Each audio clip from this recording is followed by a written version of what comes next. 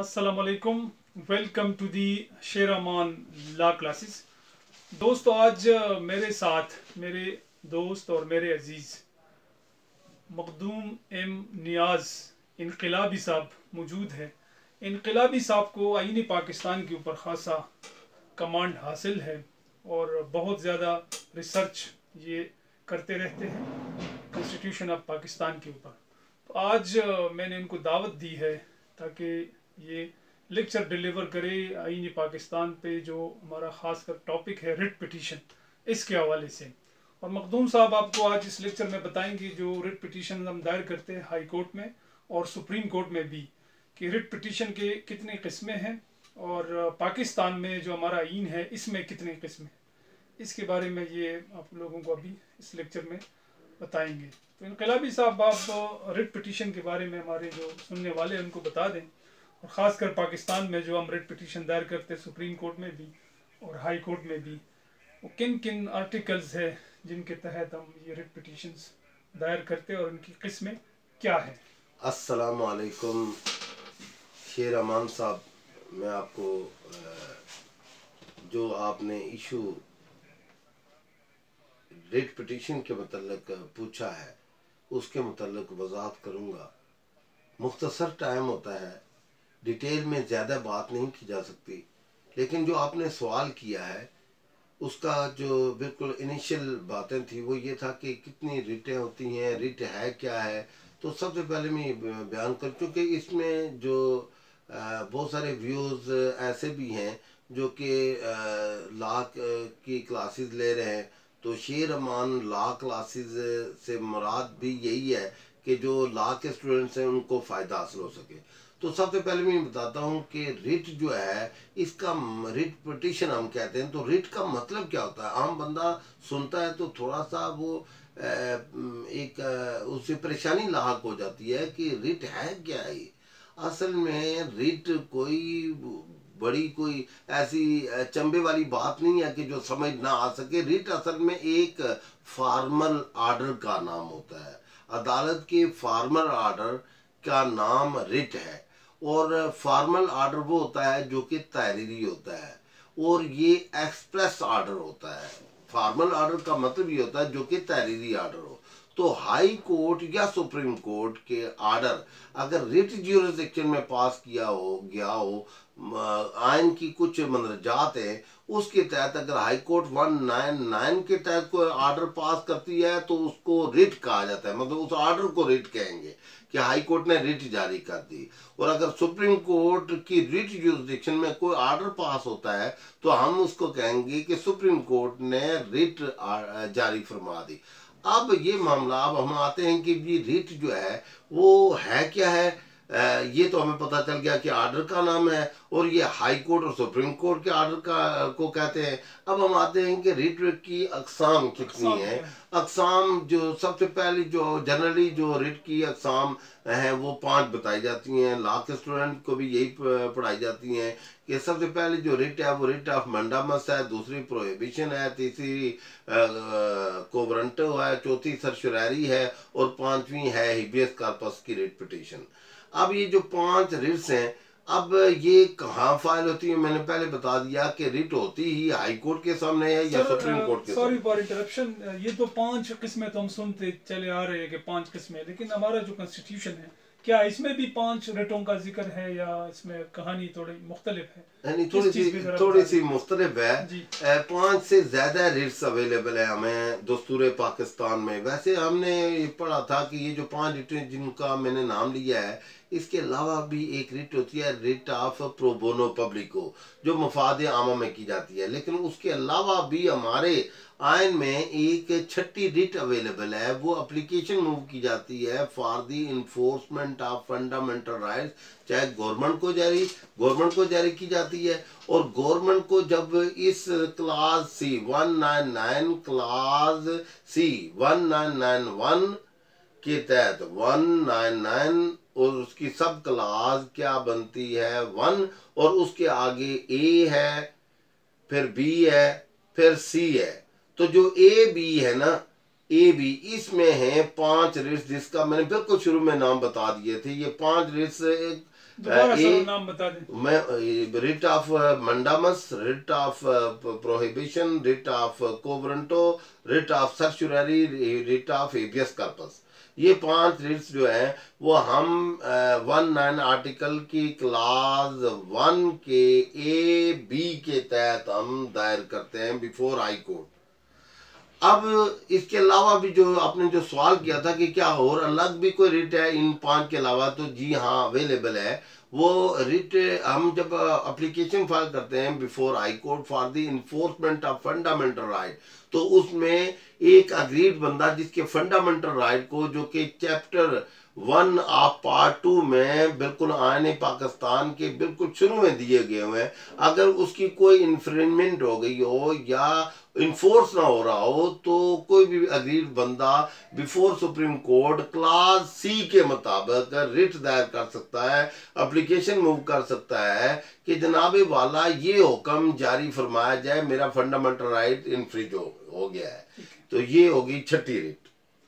Sir ये writ of prohibition क्या है, जरा इसके बारे में बता दें मुख्तसर, और इसका मुआवजना करे रिट ऑफ मंडामस के साथ, ताकि ये दो जो रिट है ये समझ में आ सके फिर आगे। अब हमने ये समझा कि मंडामस क्या है। मंडामस को प्रोहिबिशन के साथ जोड़ेंगे और कोवरेंटो को सर्चररी के साथ जोड़ेंगे, तो फिर हमें बिल्कुल क्लियर हो जाएगा। मंडामस ये है कि एक अथॉरिटी जो कि फेडरल गवर्नमेंट के मतहत, या कोई पर्सन जो कि फेडरल गवर्नमेंट के मतहत है विद इन, या प्रोविंशियल गवर्नमेंट के मतहत है, या किसी लोकल अथॉरिटी के मतहत है, तो अगर with in territorial jurisdiction of that court, high court, तो उस कोर्ट के मतहत किसी बंदे ने कोई कानूनी काम करने का वो मजाज था, लेकिन उस अथॉरिटी ने, उस पर्सन ने वो कानूनी काम नहीं किया, तो अब कोई भी एग्रीव्ड बंदा जो है वो बिफोर हाई कोर्ट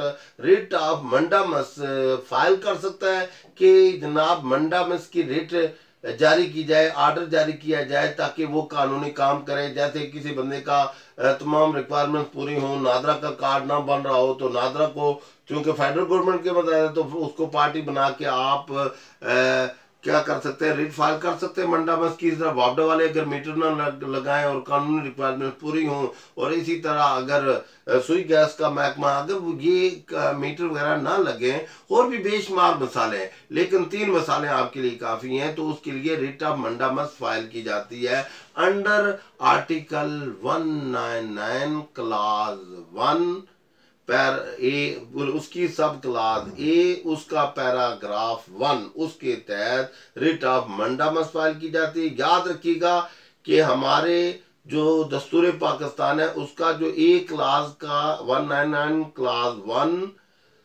सब क्लास ए, उसका पैराग्राफ 1 जो है रोमन 1, उसमें 2 रिटों का बयान हुआ है। पहले वहां उन्होंने मंडामस का जिक्र नहीं किया, प्रोहिबिशन का जिक्र किया है, और अल्फाज क्या है, to refrain from doing any act he is not permitted by law to do. तो यानी ये तो वर्डिंग है प्रोहिबिशन की, और उसके आगे जो वर्डिंग इस्तेमाल हुई है, or to do any act he is required by law to do, ये मंडामस है कि किसी भी अथॉरिटी को हुक्म देना कि जो तुम काम कानूनी तौर पर करने के लिए एम्पावर्ड थे, लॉ के मुताबिक तुम एम्पावर्ड थे, मजाज थे, लेकिन तुमने नहीं किया, लिहाजा हम आपको हुक्म देते हैं, रिट जारी करते हैं कि तुम वो काम करो। अब इसका उल्ट थोड़ा सा ये है, इसके साथ मिलाद के प्रोहिबिशन जो आपने सवाल किया है, कि इसमें ये होता है कि गैर कानूनी काम किया जा रहा होता है प्रोहिबिशन में, वो काम गैर कानूनी तो कर नहीं सकते, तो गैर कानूनी काम जब किया जा रहा होता है तो उसके लिए तो उसको रोकना होता है उस अथॉरिटी को। तो हाई कोर्ट में हम रिट फाइल करते हैं प्रोहिबिशन की कि इस गैर कानूनी काम से रोका जाए इस अथॉरिटी को। याद रखिएगा 2 कंडीशंस हैं, इन दोनों रिटों के लिए एग्रीड पर्सन का होना लाजमी है, और इसमें जब वो अग्रीड पर्सन जाएगा तो फिर अब हुक्म सादर हो जाएगा। अब 2 हुक्म, गैर कानूनी काम को इलीगल डिक्लेयर किया जाएगा, और ये कहा जाएगा प्रोहिबिशन में कि इस जो कानूनी तुमने एक्ट पास किया है ये इलीगल है और इसका कोई इफेक्ट नहीं है। सर अगर वापडा ने किसी को नोटिस भेजा है मीटर उतारने का कि मीटर उतार रहे हैं, तो इस पे रिट ऑफ प्रोहिबिशन लगेगा। देखिए, अब हमने देखा है कि वापडा ने ऑर्डर ये जारी किया है कि जी हम मीटर उतारते हैं, तो अब हम जो रिट फाइल करेंगे वो रिट ऑफ प्रोहिबिशन होगी कि ये ऐसा गैर कानूनी काम ना करें, ये रिट ऑफ प्रोहिबिशन होगी। ठीक है सर, ठीक है सर। अभी ये जो रिट ऑफ सर्शेररी और को वारंटो है, ये दोनों सर उसको इकट्ठे वो करें ताकि लोगों को समझ आ सके। बिल्कुल, बहुत अच्छा। शेर अमान साहब माशाल्लाह, आपके बड़ा ही दस्तरस है दस्तूर पाकिस्तान के ऊपर, माशाल्लाह माशाल्लाह। मैं आपको दाद देता हूँ, आपका किताब से ला से बड़ा प्यार है और किताबों से आप टच रहते हैं, ये बहुत अच्छी बात है, ये बहुत सिफत है। वकील को किताब के साथ मुंसलिक रहना चाहिए। मैं इस चीज़ की जितनी भी दाद दूँ शेर अमान साहब को, ये इतनी ही कम है, मेरे पास वो कमा आपको अल्फाज नहीं है शेर अमान। अब आपने जो सवाल किया है शेर अमान भाई कि कोवरंटो क्या है और उसके साथ सर्शिरारी क्या है, तो कोवरंटो ये होता है कि कोई भी पब्लिक ऑफिस, चाहे वो फेडरल गवर्नमेंट का एरिया बनता हो, फेडरल गवर्नमेंट के मतहत कोई बंदा अपॉइंट कर दिया गया हो किसी पब्लिक ऑफिस पे, तो उसकी अपॉइंटमेंट गैर कानूनी हो, under the requirements of law वो बंदा, वो पर्सनालिटी वो पूरा नहीं उतरता, तो उसकी असामी को, उसकी पब्लिक ऑफिस को चैलेंज किया जाता है बाय नेम, उसको पार्टी बना के। तो जब हम उसको बाय नेम उसको चैलेंज करते हैं तो हम रिट ऑफ को वारंटो फाइल करते हैं। अब ये याद रखिएगा कि रिट ऑफ को वारंटो में ये है कि जब हम उसको चैलेंज करते हैं तो वो क्या करता है, उसको फिर अदालत आलिया ये करती है कि उसको पूछा जाता है कि under what authority you hold such public office. तो अगर तो वो लॉ के मुताबिक अपनी वैलिडिटी को अदालत को सेटिस्फाई कर देता है, फिर तो वो रिट खारिज हो जाती है। अगर वो अंडर दी और कानून के मुताबिक उसकी अपॉइंटमेंट ना होती हो तो उसको जो अपॉइंटमेंट आर्डर होता है उसको नल एंड वाइड करार दे दिया जाता है और फिर उस आर्डर को कहा जाता है कि इसका कोई इफेक्ट नहीं है। इसी तरह अब सर्शिरारी क्या है कि वो बंदा, उसकी अपॉइंटमेंट पब्लिक ऑफिस पे कानूनी तौर पर हुई है, लेकिन उसका जो आर्डर है वो इलीगल पास कर दे वो, तो उस आर्डर को चैलेंज किया जाता है रिट ऑफ सर्शिरारी में। ठीक है सर। अगर सर्विस मैटर में या कोई और नोटिफिकेशन है जिसको किसी इदारे ने इलीगल तरीके से जारी किया है या इलीगल एक नोटिफिकेशन है, उसको हम सर्शेररी में, रिट ऑफ सर्शेररी में इसको नल एंड वाइड डिक्लेयर कर सकते हैं कोर्ट से। जी, अब इसमें देखना होता है, वकील साहब ने बावर करवाना होता है कि वो रिट उनकी मेंटेनेबल किस तरह है। नॉर्मली हाई कोर्ट में जब कोई रिट फाइल की जाती है तो किसी भी इदारे का जो मुलाजम होता है उसकी सर्विस से मुतल्लिका कंडीशंस के बारे में, सर्विस मैटर जो सर्विस से रिलेटेड कंडीशंस से मुतल्लिक हो या, तो उसके बारे में नॉर्मली हाई कोर्ट जो है वो रिट इशू नहीं करती। लेकिन अगर उसकी सर्विस की कंडीशन से मुतल्लिक ना हो मैटर, वो कोई इलीगल ऑर्डर पास कर दिया जाए, तो वकील साहब बावर कराते हैं कि मेरा वो उसकी सर्विस से मुतल्लिका कंडीशन से मुतल्लिका नहीं है, तो हाई कोर्ट फिर उस जब वो सेटिस्फाई हो जाती है तो वो इलीगल नोटिफिकेशन जारी हो जाए, नोटिस जारी हो जाए, तो हाई कोर्ट रिट जारी कर सकती है सर्शिरारी में। ठीक है सर। सर ये रिट है, writ of habeas corpus means you may have the body, इसको जरा अब जो हेबियस कॉर्पस की रिट है, आप जानते हैं, सारे लॉ के जो स्टूडेंट्स हैं, मेरे व्यूअर्स जानते होंगे कि असल में हब्से बिजा को हमारा आईन पाकिस्तान इजाज़त नहीं देता कि किसी की बॉडी को हब्से बिजा में रखा जाए। जो आर्टिकल 10 है वो है protection against detention and arrest, यानी किसी बंदे को गैर कानूनी तौर पर डिटेन नहीं किया जा सकता है, वो भी फंडामेंटल राइट है। अब किसी बंदे को अगर गैर कानूनी तौर पर रखा गया हो अब से बेजा में, कि चाहे वो सरकारी अदारा हो या सरकारी अथॉरिटी हो या कोई और बंदा हो प्राइवेट भी, क्योंकि वर्डिंग यहाँ ये नहीं है कि वो जो फेडरेशन से मुतल्लिका हो। ये जो रिट की जाती है ये असल में इसलिए की जाती है कि ताकि उसको आज़ाद करवाया जाए। तो अब कोई बंदा किसी को अब से बेजा में रख ले तो वो तो प्राइवेट लोग भी, जिस तरह के फैक्ट्रियों के मालकान और इस तरह के वो बंदू से काम करवाते हैं, फिर उनको कैद कर लेते हैं और फिर ये उनकी ज़ाहिर आज़ादी मसलूब हो जाती है। तो उनको रहाई दिलवाने के लिए writ of habeas high court में फाइल की जाती है, सुप्रीम कोर्ट में भी फाइल हो सकती है। तो सिर्फ प्रोविजंस अलग अलग है। तो हाई कोर्ट में जब हम दायर करते हैं तो असल में अदालत फिर ये डायरेक्शन दे रही होती है कि रिक्वायर कर रही होती है कि इस बंदे को बुलाया जाए, अथॉरिटी को जिसने इस बंदे को जो रखा हुआ है, डिटेंशन में रखा हुआ है, ताकि वो बताए, पता चल सके, अदालत को सेटिस्फाई हो जाए कि कहीं गैर कानूनी तौर पर तो बंदे को नहीं रखा गया या इलीगल मैनर में, अनलॉफुल मैनर में तो नहीं कोई ऐसा काम हो रहा। तो इसके लिए अदालत जो है वो रिट ऑफ हेबियस जारी कर देती है उसकी आज़ादी के लिए। सर ये जो इन्फोर्समेंट ऑफ फंडामेंटल राइट्स हैं, इसमें भी हम रिट पिटीशन दायर करते हैं हाई कोर्ट में, सुप्रीम कोर्ट में, ज़रा इस पे भी ज़रा रोशनी डालें कि ये क्या है और किस तरह के रिट्स कर सकते हैं। अगर आप दस्तूर पाकिस्तान का आर्टिकल 199 देखेंगे, पढ़ेंगे, तो वर्डिंग के ऊपर आपने वर्ड्स के ऊपर गौर करें तो उसमें जो 5 रिट्स हैं हमारी, वो क्लास 1 के तहत फाइल होती हैं और पैराग्राफ ए बी के तहत 5 रिट्स जो अभी तक हम तज़किरा कर चुके हैं। अब जो एक क्लास सी भी है, उस क्लास सी के तहत हम हाई कोर्ट में, चूंकि हम रिट का तज़किरा कर रहे हैं और रिट की जुरिसडिक्शन 199 के तहत आती है और इसी में पैराग्राफ सी है, तो सी में लिखा हुआ है कि एप्लीकेशन मूव की जा सकती है एग्रीव्ड पर्सन से अगर उसका कोई फंडामेंटल राइट्स इन्फ्रिंज हो रहा हो। तो अगर इन्फ्रिंज जो फंडामेंटल राइट कोई भी उसका हो, राइट टू लाइफ हो, बेशुमार राइट्स हैं जो कि 8 से लेकर 28 तक आर्टिकल दस्तूर पाकिस्तान के शुरू में आर्टिकल में बयान है फंडामेंटल राइट शहरियों के। तो अगर वो इन्फ्रिंज हो रहा हो तो कोई भी बंदा जा सकता है और फिर हाई कोर्ट गवर्नमेंट को या उस अथॉरिटी को ये डायरेक्शन जारी कर सकती है कि इसका जो ये फंडामेंटल राइट इन्फ्रिंज हुआ है, इसको फौरी जो है ना उसको बहाल करवाया जाता है उसके फंडामेंटल राइट को।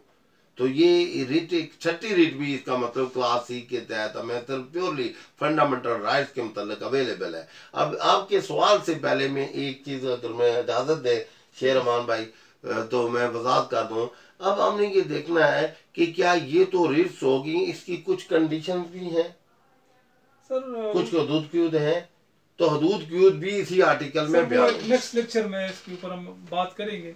अभी सर मैं आपसे ये पूछ रहा हूँ कि हमारे पास जो फंडामेंटल राइट्स है इनकी इन्फ्रिंचमेंट हो, तो एक तो हाई कोर्ट है, तो क्या सुप्रीम कोर्ट में भी हम जा सकते हैं? यस, हम सुप्रीम कोर्ट में भी जा सकते हैं। अब हमने थोड़ा सा अलग अलग करना है कि एक तो हमें अभी क्लियर हो गया है कि हाई कोर्ट की पावर है 199 के तहत। कोई भी अदालत, हाई कोर्ट या सुप्रीम कोर्ट, वो किसी ना किसी दस्तूर के आर्टिकल से अपनी जुरिस्डिक्शन को एज्यूम करती है। हाई कोर्ट रिट में 199 को एज्यूम करके पावर इस्तेमाल करते हुए रिट जारी करती है। सुप्रीम कोर्ट जो ऑर्डर अपनी जुरिस्डिक्शन, इसमें अगर हम सुप्रीम कोर्ट में रिट फाइल करेंगे तो वो आर्टिकल 184(3) में हम जाएंगे। अब मामला ये है कि हम 184(3) में और इसमें क्या फर्क है?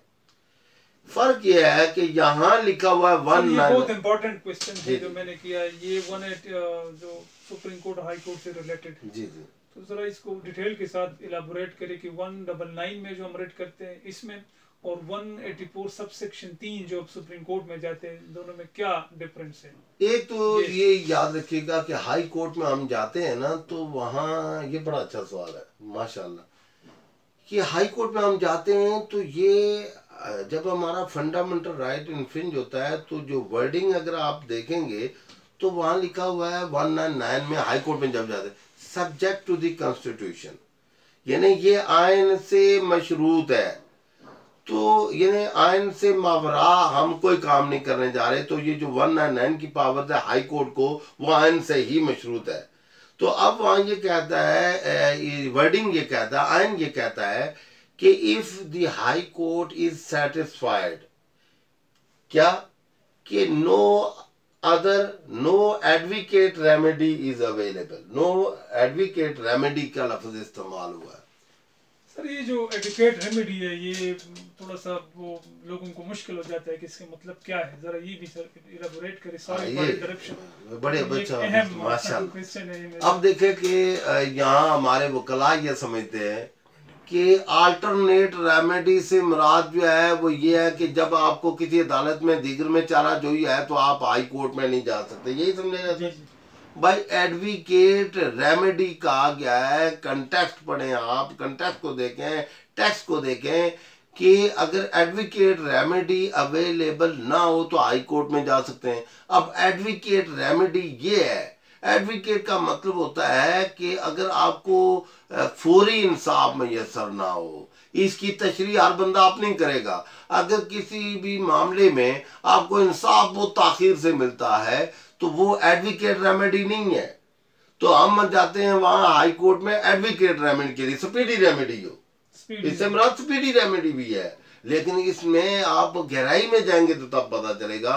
तो हाई कोर्ट ये जरूरी है, बेशक किसी फोरम में अगर आपको रेमेडी है, अल्टरनेट रेमेडी है, लेकिन वो एडवोकेट नहीं है तो आप हाई कोर्ट में जा सकते हैं ना। या आपने अदालत को बावर करवाना है कि जनाब मुझे एडवोकेट रेमेडी वहां नहीं है, किसी ट्रिब्यूनल में नहीं है, तो ये आपने आइन के आर्टिकल 184 सब सेक्शन 3 में जब हम रिट पिटीशन में सुप्रीम कोर्ट में जाते हैं तो वहां पे पब्लिक इंपॉर्टेंस का जिक्र है, हाई कोर्ट में इसका जिक्र नहीं है।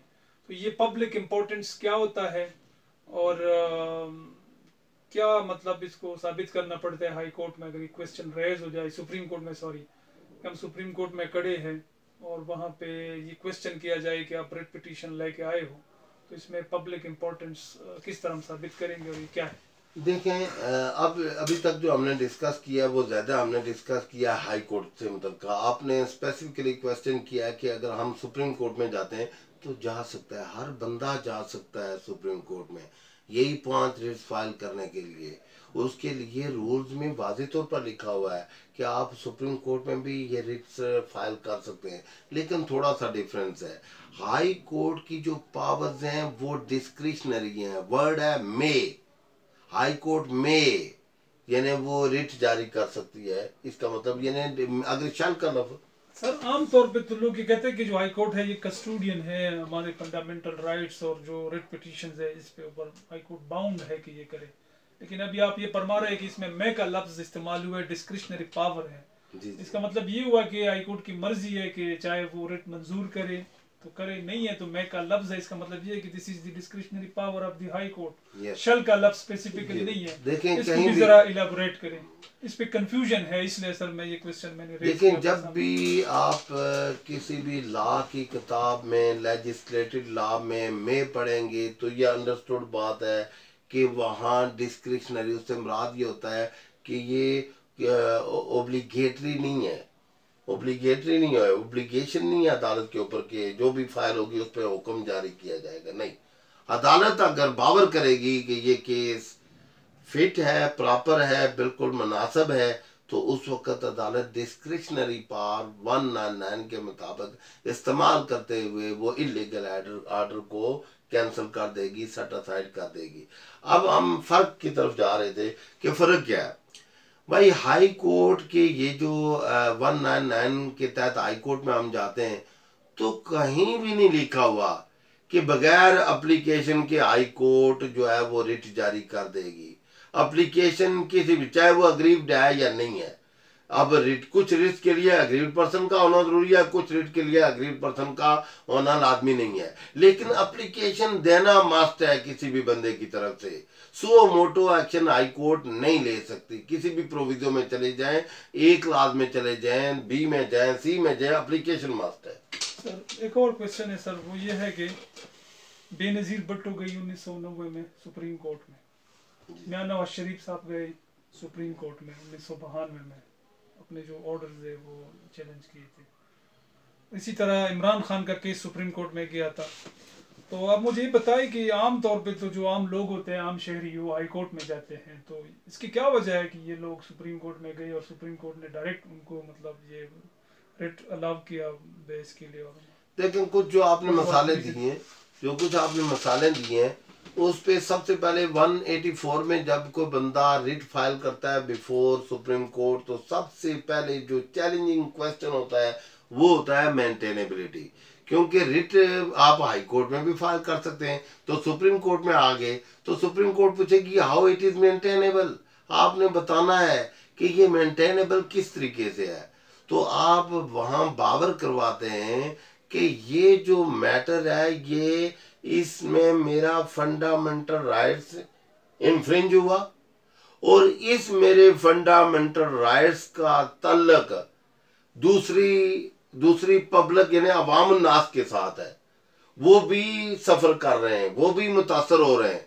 और दूसरा, इस इन्फ्रिंजमेंट ऑफ फंडामेंटल राइट की वजह से इस मामले मेरे मामले को कौमी अहमियत हासिल हो गई है, पब्लिक इम्पोर्टेंस हासिल हो गई है। ये शोरा आफाक भी हो जाता है कोई मामला, हर बंदे की जुबान सदे आम हो जाए कोई मामला, तो वो पब्लिक इम्पोर्टेंस में फाल करता है। ठीक है, तो उस वक्त हम आप ये कहना चाहते हैं कि अगर मैटर मतलब इन पर्सोनम हो, एक बंदे तक लिमिटेड हो, तो हमें हाई कोर्ट में जाना पड़ेगा। अगर मैटर इन रिम हो, पब्लिक इट लार्ज हो, या इसका जो वॉल्यूम है वो पूरे पाकिस्तान तक है, तो फिर हमें सुप्रीम कोर्ट में जाना पड़ेगा। और यही वजह है कि बेनज़ीर का केस और नवाज शरीफ और इमरान खान ने जो नवाज शरीफ के खिलाफ पनामा का वो रिट किया था सुप्रीम कोर्ट में, तो इसकी ये रीजन तो सर ये पब्लिक इम्पोर्टेंस को डिस्कस किया गया है 184 में। जी जी जी, ये 184 में की वर्डिंग अगर आप जाएंगे ना तो उसमें लिखा हुआ है, यही कंडीशन है कि अगर वो matter is related to public importance, अगर मैटर वो जो है जो इशू जो है वो पब्लिक इम्पोर्टेंस हासिल नहीं करता। अब पब्लिक इम्पोर्टेंस बंदे ने बतानी है, अगर वो इन पर्सन गया है, अगर वो थ्रू वकील गया है, तो हम उस वक्त बताते हैं कि जनाब पब्लिक इम्पोर्टेंस इस वजह से ही गया है। मिसाल के तौर पर बेनज़ीर शहीद के केस में जब बेनज़ीर की गवर्नमेंट जो है वो डिसॉल्व कर दी गई थी, तो वहाँ वो केस मेंटेनेबल हो गया था। तो वहाँ उनके कौंसल ने बताया था कि चूंकि मैं प्राइम मिनिस्टर थी, मुझे पूरे पाकिस्तान से मैं इलेक्ट हुई हूँ, MNAs ने मुझे वोट दिया है, और फिर हर वोटर से MNA बनता है, और MNA से फिर जाके वजीर आज़म इलेक्शन होते हैं। तो उन्होंने बावर करवाया था अदालत को कि मेरा पाकिस्तान मुतासर हुआ मेरी गवर्नमेंट को डिसॉल्व करके, तो वो मेंटेनेबल कर दी गई थी पिटीशन। इसी तरह 1992 में ये शोरा फाक है मियां Mohammad Nawaz Sharif versus president of Pakistan या फेडरेशन ऑफ पाकिस्तान, इस तरह की है। 1992 की जजमेंट है, जब इसहाक खान ने गवर्नमेंट को पूरी असम्बली को डिसॉल्व कर दिया था, तो साथ वजीर आजम भी चले गए। तो अब उन्होंने मियां नवाज शरीफ साहब ने वहां पर 184(3) के रिट लगारी थे वो नवाज शरीफ की केस। अच्छा, उसमें शेर खान में लगारी के केस में अच्छा, वो जब ये हुआ तो उस केस में डिस्कस किया गया कि चूंकि मैं प्राइम मिनिस्टर था, मैं कानूनी तौर पर था, तो वहां पर ये आ गया कि आप अब 58(2)B जो प्रोविजन है सदर को जो असम्बली तोड़ता था, अब उसको 48 के साथ मुंसलिक कर दिया गया उस ऑर्डर में कि जनाब सदर पाकिस्तान वैसे असम्बली नहीं तोड़ सकता जब तक कि वो वजीर आजम को कंसल्ट ना कर ले। तो इसी वजह से नवाज शरीफ की गवर्नमेंट बहाल हो गई थी। तो उन्होंने सबसे पहली स्टेज पे बताया कि मेरी पिटीशन मेंटेनेबल है, पब्लिक इम्पोर्टेंस इसमें इन्वॉल्व है, ये matter relating to public importance. और उसके बाद जब समाअत शुरू हुई तो उन्होंने फिर फैक्ट्स के ऊपर आके बात की, कानूनी प्रोविजन डिस्कस हुई, 58(2) डिस्कस हुआ, 48 आर्टिकल 48 डिस्कस हुआ। तो फिर सुप्रीम कोर्ट ने ऑर्डर जारी कर दिया कि वजीर आजम के मशवरे के साथ ही कोई भी सदर पाकिस्तान असम्बली तोड़ सकता है। लेकिन चूंकि आप 58(2) तो वैसे ही रिपील होगी। Thank you sir so much writ petition पे इतनी डिटेल में बहस करने का। Thank you. शुक्रिया। अल्लाह हाफिज़। Thank you.